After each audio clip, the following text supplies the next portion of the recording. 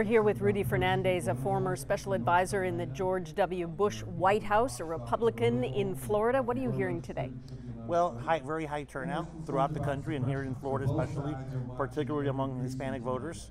I think one of the stories that you're going to see coming out tomorrow out of this election is the very high turnout among Hispanics nationally, and obviously Trump would have played a big part in riling up that sleeping giant. You think he set a fire under that? Absolutely. I mean, when you start the campaign by going down an escalator and then attacking 2/3 of Hispanics in the country, because 2/3 of Hispanics are of Mexican origin, and a lot of other Hispanics, I'm not Mexican American, but I sympathize with Mexican Americans, and you attack immigrants, that's something that sort of struck a chord with a lot of folks, and you see it in the exit polling. So you're a Republican, but did you vote for Trump? Let me tell you, I'm 43 years old. I voted for Bush in 92, for George H.W. Bush in 92, for Dole in 96, for Bush in 2000 and 2004. I worked for President Bush in the White House.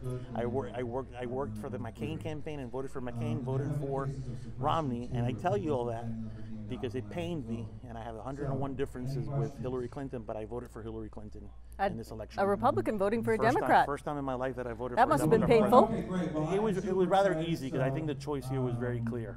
You have one person that's undermining credibility in the democratic system, undermining credibility in the free press, undermining credibility in judges, because the story about his attacks on Judge Curiel, a lot was said about the anti-Hispanic aspects, but he was undermining credibility in the judiciary.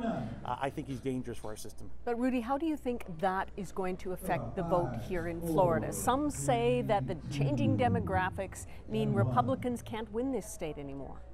I think we got to do a lot of soul searching. Post this election, we're going to dust off that old autopsy report that the RNC put out in 2012 and look how we appeal to Hispanics, which are the fastest growing segment of the demographic in the United States. Look how we appeal to women, and we did a lot of damage in terms of the gender gap and shortening that gender gap.